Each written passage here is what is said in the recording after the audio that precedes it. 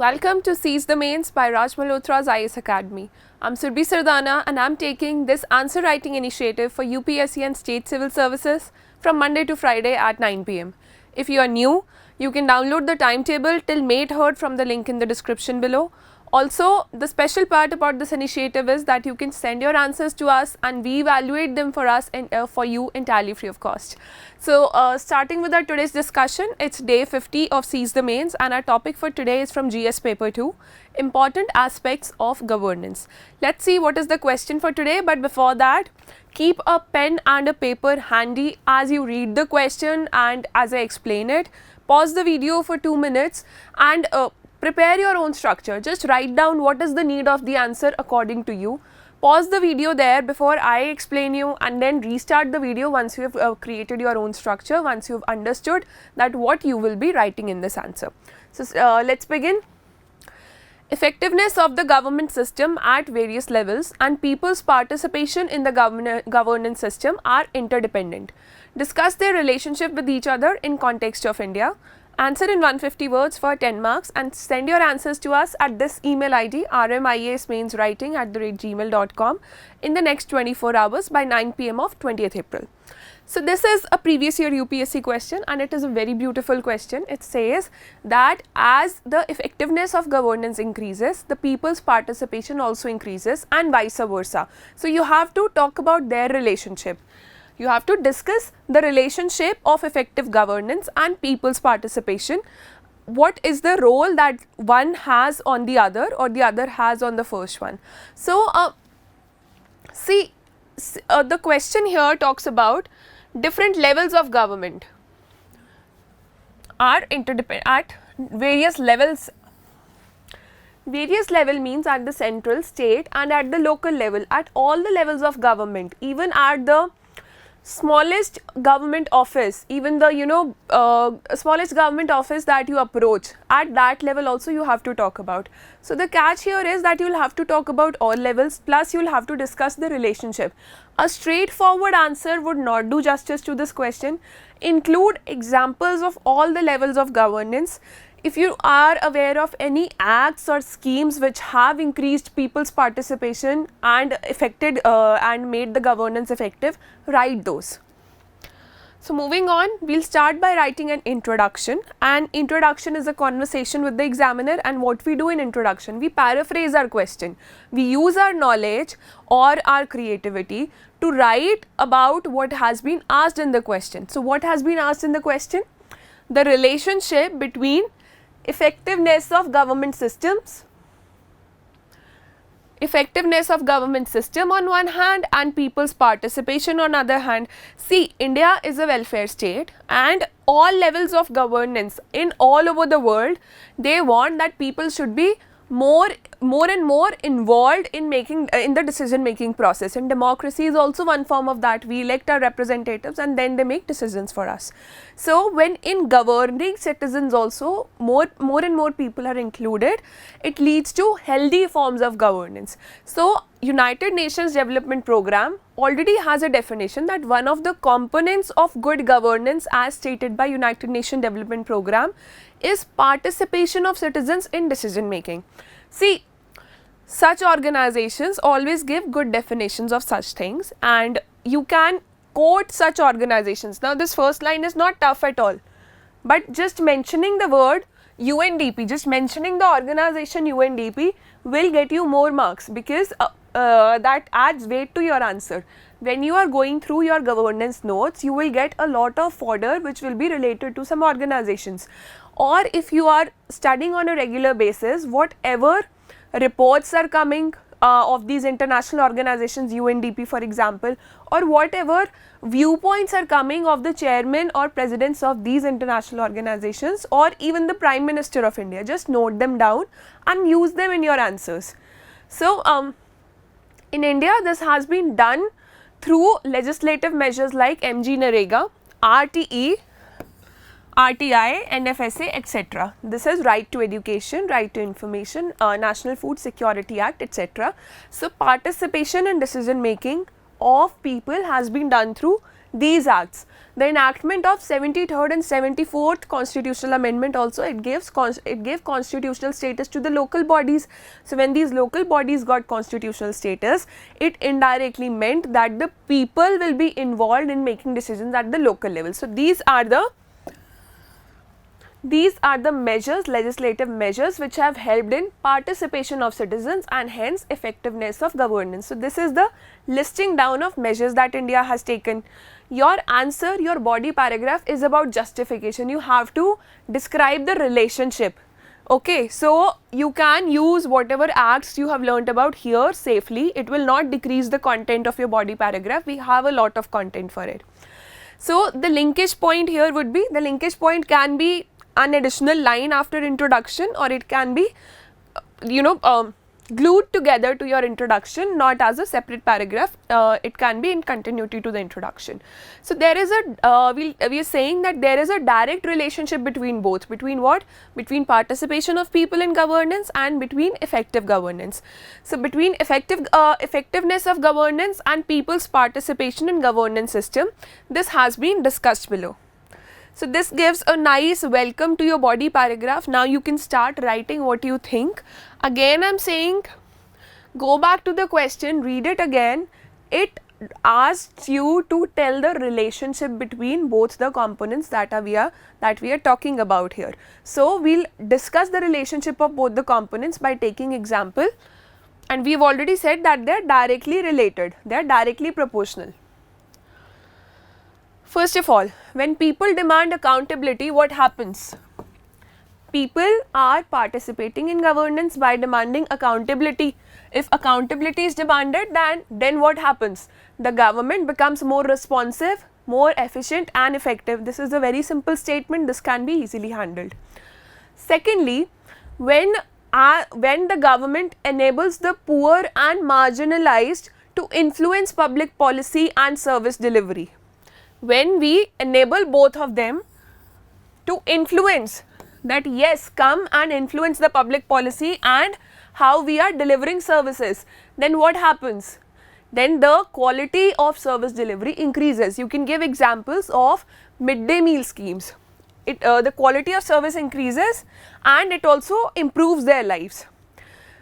So the example of midday meal scheme has been taken here, that in Madhya Pradesh, in Odisha and many parts of Chhattisgarh, the local women, mothers of the children who are actually eating those meals at school, mothers from the same village are called on a turn-wise basis, that they have fixed days for all the mothers, and groups of mothers come in, they inspect the midday meal that is served to their children, and what happens then?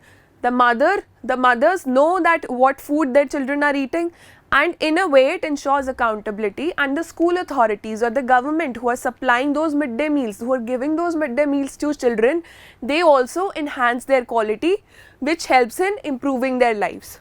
So better service delivery and improvement of lives takes place. The involvement of mothers to inspect midday meal scheme food at schools in Madhya Pradesh has brought a qualitative improvement in them. There is a spelling mistake here. The third one is citizens' participation in governance. Earlier we talked about citizens' participation in delivery of services. Now we will talk about citizens' participation in governance. In a way it leads to healthy democracy. This is like the blanket statement. On the upper side what it appears, that it leads to a healthy democracy. This is a good term. Using the word healthy democracy is a very good term for your answer.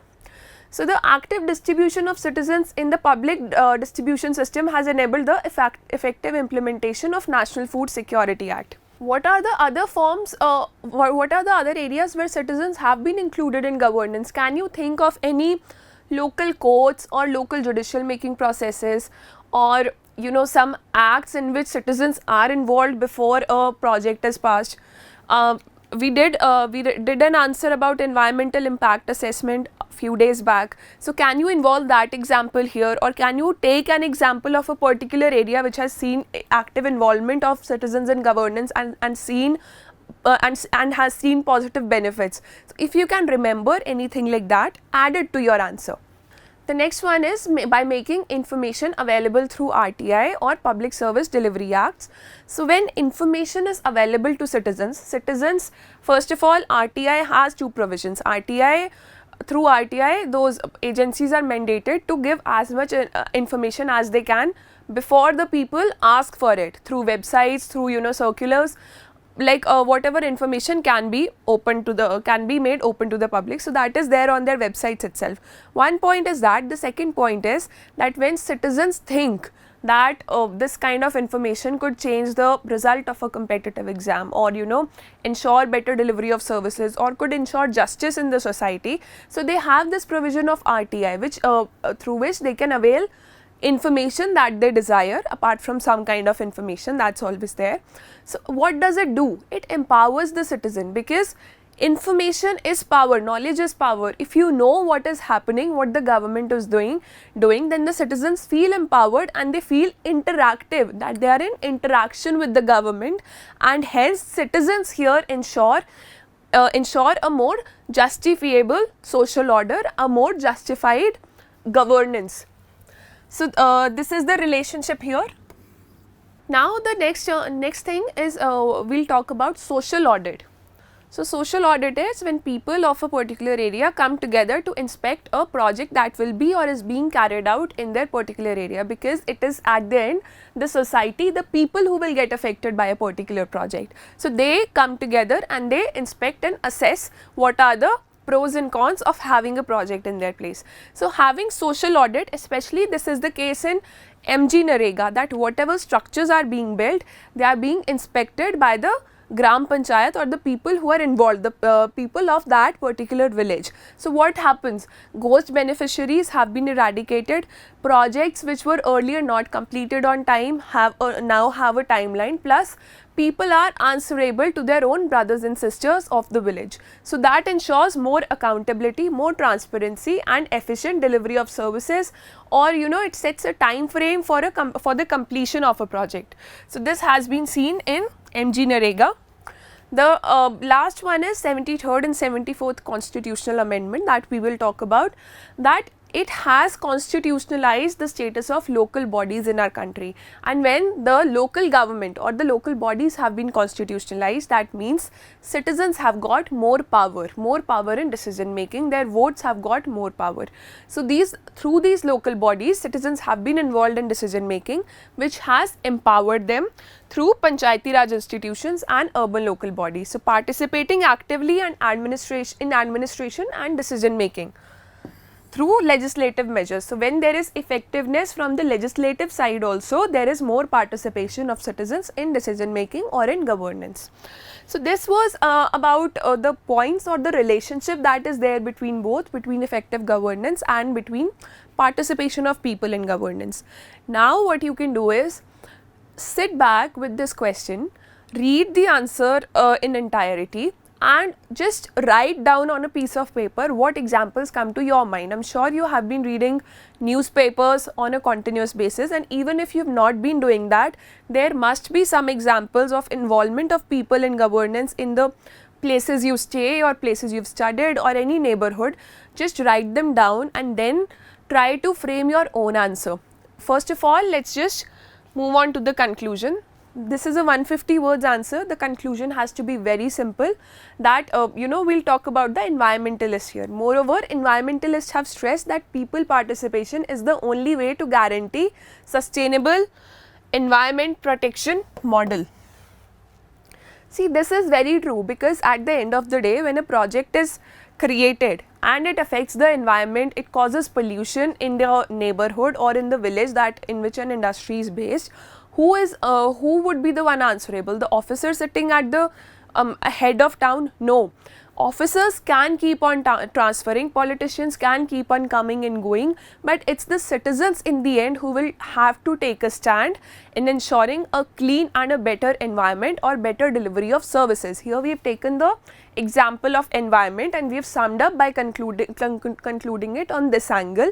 You can take it to any tangent you want, or just include this point with the previous body paragraph itself. So when citizens are involved, only then they know that what project will affect us, how will temperature, what project will lead to increase in pollution, rise in temperature, decrease in rainfall, or it will pollute the river of that particular town or village. So the citizens, when environmentalists have stressed that people participation is the only way to guarantee sustainable environmental protection model. Now we are summing up by saying that India is a welfare state and participation of citizens in democratic processes is one of the best ways to achieve the ideals enshrined in the constitution. You can have your own unique conclusions, and we will definitely wait, we will surely wait for the examples that you use in your body paragraph. So keep working hard, share your answers in the next 24 hours, keep your prelims and mains preparation really balanced. Increase your work hours if possible, increase your study hours, because this is the time when it is a make or break situation. And all the best to you from our side. Also, if you haven't subscribed to the channel yet, this is the time to do so. We are coming up with our initiatives for prelims and mains on a daily basis, many revision, current affairs, and prelim sprint is going on at 5 p.m. every day. Current affairs sessions are going on at 2:30 p.m. every day. So just follow those, subscribe to the channel and stay tuned.